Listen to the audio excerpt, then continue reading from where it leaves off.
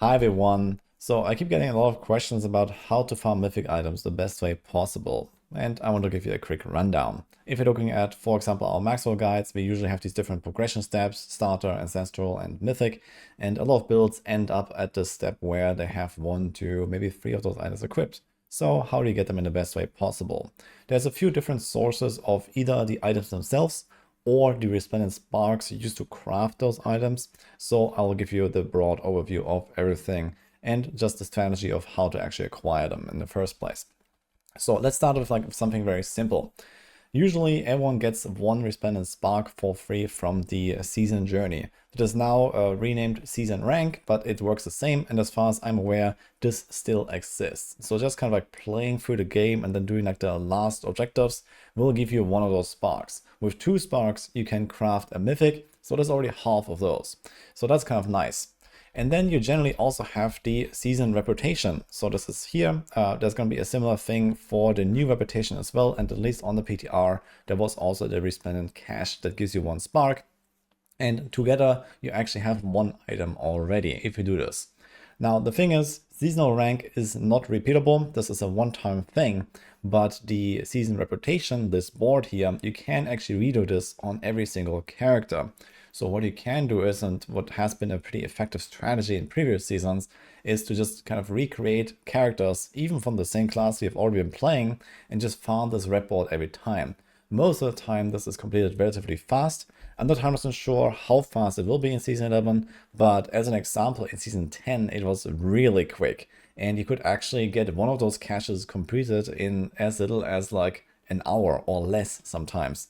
So that's how fast that went. If you had like a really good setup going and you boosted yourself, or you got boosted to level 60, obviously you have to be max level and then do some very efficient strategies for this. But it is definitely possible to get sparks pretty quickly and kind of print them.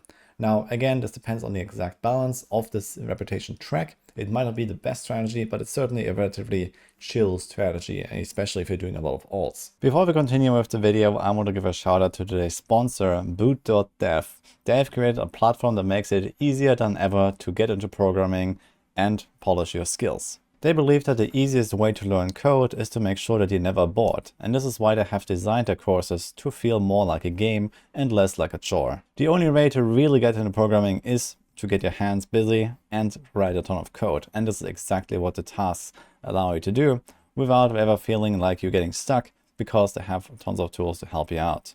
In these courses, you're going to learn backend programming from start to finish in the Python and Go languages. You can earn XP, levels, achievements, and even get on a global leaderboard if you want to get real competitive. And if you ever get stuck, you have Boots, the Bear Wizard AI that helps you out and understand the problem so that you can find a solution. The courses at boot.dev are designed to go deep, teach you the fundamentals, and make you build your first projects. Compared to attending a university course, boot.dev is a way cheaper solution and allows you the flexibility of doing it all at your own pace and from home. They offer both a monthly and annual subscription, and you can cancel in the first 30 days, no questions asked. So if you really want to learn coding and that convinced you, then go check out boot.dev with the link in the description or the pinned comment below, and you get 25% off your first payment to boot.dev by clicking that link or using my code. And now let's go back to the video. Then we also have Lilith. So I'm not 100% sure if she still has a spark. I vaguely remember that on the PTR there was no spark, but maybe that was a bug, maybe that was intended, I'm not sure. But usually you can do Lilith and get a spark as well. And this has to be done on just Torment 1. So in Torment 1 she's very easy. If you're already like in Torment 2 or Torment 3 and progressing, you will have a very easy time against Torment 1 Lilith.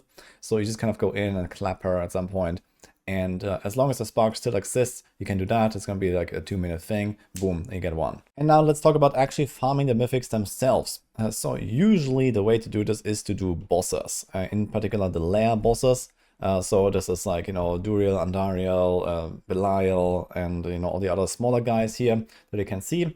So they generally have some sort of like fixed mythic drop rate. I don't know exactly the drop rate. And the higher bosses usually have a higher drop rate as well. So Belial is kind of the highest tier by itself. Then we have Duriel, Andariel, and Harbinger, which are like the middle tier.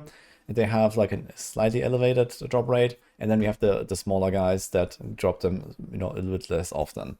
But you can get mythics relatively reliably, especially if you have Torment 4 farm status and you just one-shot these bosses. You can farm a lot of materials and then do a boss session, and eventually you will get some mythics. However, I think that has been tuned down over the past season or two, and I also don't expect it to be like super crazy.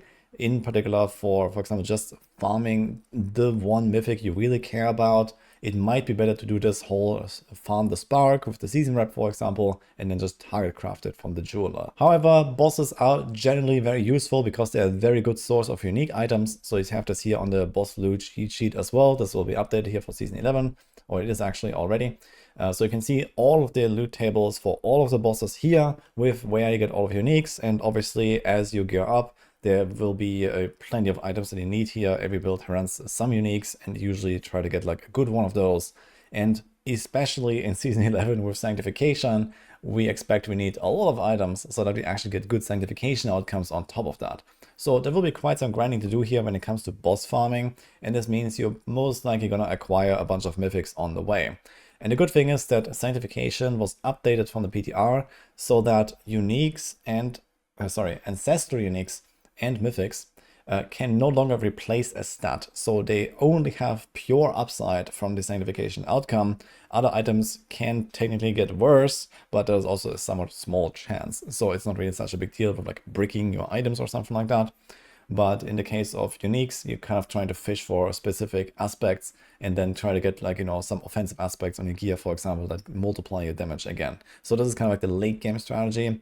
And because of that, you will most likely end up with a lot of mythics if you're actually going all the way. Now, the thing is, besides that, especially in Season 10, they actually made like a pretty good change about where you can get mythics elsewhere. So previously, bosses were really the only source of mythics, unless you got extremely lucky. Personally, I don't think I've ever gotten a mythic randomly before Season 10, but in Season 10, I got 5 random mythics. Now, okay, given I've played quite a lot, I grinded all the way to 300 paragons on hardcore, so that is obviously quite a journey, but it does happen, and it's not even that rare, so it can happen pretty reliably as you play through the season. If you play a couple dozen hours or something like that, you will maybe find a mythic somewhere, either from gambling, from like I found one from like a destructible chest in the open world. I found one from the Helltide. I found one in the pit. So it can happen pretty much anywhere. And it seems like the chances have definitely moved into realistic territory. So that's kind of nice, but not really a very reliable source. Then there's also the Kurast Undercity. So this is actually a very good source of mythics because of the mythic tribute. So there's this one here, the Tribute of Ascendance. That's the unique one that has a chance for a mythic. As far as I know, this is a 50-50 to find a mythic, and occasionally you can even get 2 mythics on this. I'm not 100% sure what the chances for that, but the thing is that when you find one of those, you want to do a rota. So you can multiply your run times 4 if you have 3 other people that also bring their own tribute. And in that case, you have 4 times a 50-50 to get a mythic. So if you find one of these, you can count it kind of as 2 mythic drops, which is really powerful. Now, how do you get those tributes? Well, they are somewhat rare, but they happen here and there from whisper caches and from world bosses. So especially when you have like very easy to do whispers or something like that, or just, you know, a bit of time to kill, going into like a Helltide, you know, doing like a very quick round, getting like a turn in. Occasionally these things pop out, and it's also not that rare. So that's kind of nice. And same for the world bosses. I'm not 100% sure about the chances, but I would say there's like a maybe 5 to 10% chance to get one of these things from the world boss. So that is also pretty neat, especially if there's a whisper and especially if there's a bunch of people and the boss dies pretty fast. This can be a very valuable source of mythics early on as well. And besides that, we have the crafting of mythics. So there are 2 different options here. One is the random cache from the blacksmith. So here you just bring in 2 sparks and 50 million gold, and then you get a random mythic.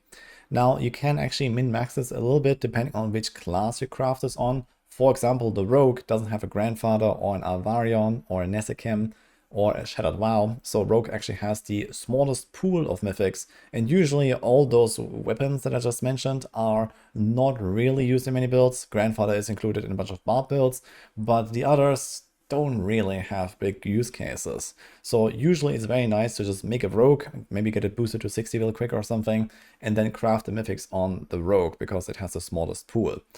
And then you have the jeweler. So in that case, you can do the target crafting with the runes, but you also have to bring the 666, different rune types here. So this is relatively costly. And with duping hopefully remaining fixed, this means that those runes will actually have some pretty high trade value, especially early on in the season, I think, where everyone tries to get their mythics.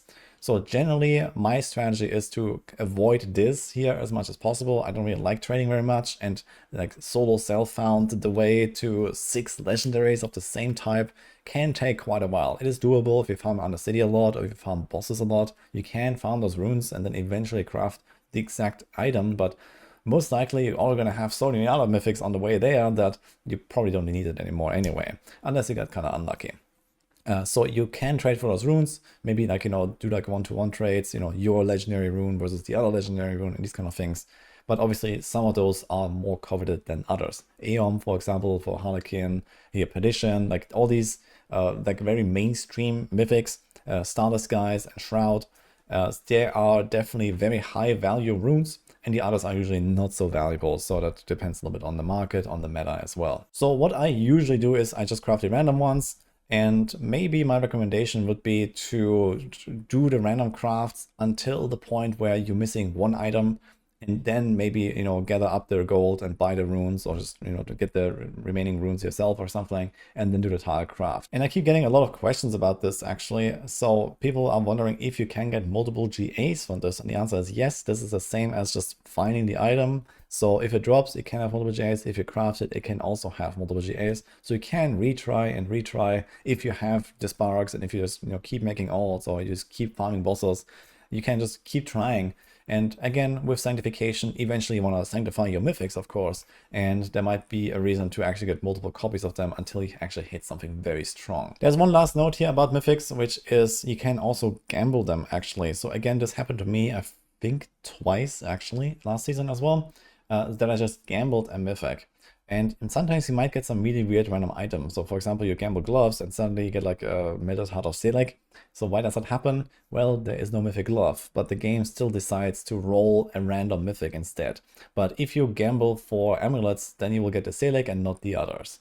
So you can also kind of target it that way. I don't think this is a very efficient strategy, but especially if you're like a pit grind enjoyer or something like that, where you get a lot of obols, then this could be another avenue. And that pretty much sums it up for how to get the mythics in Season 11. Of course, you might find, some new strats or some stuff must change behind the scenes. We'll see, maybe I'll have an update on this, but it has been relatively stable in, how to actually get those, basically.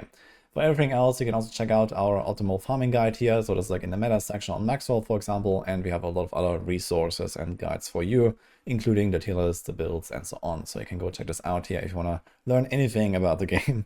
We have you covered here. So there's a lot of tips about, where to go, what you can get, and what is the most efficient route for all kinds of stuff. So go check it out. So I'm gonna leave you with that. Like and subscribe if you enjoyed this. I wish you good luck in Season 11. And don't forget to check out boot.dev, which I have linked down in the description and in the pinned comment. See you guys next time.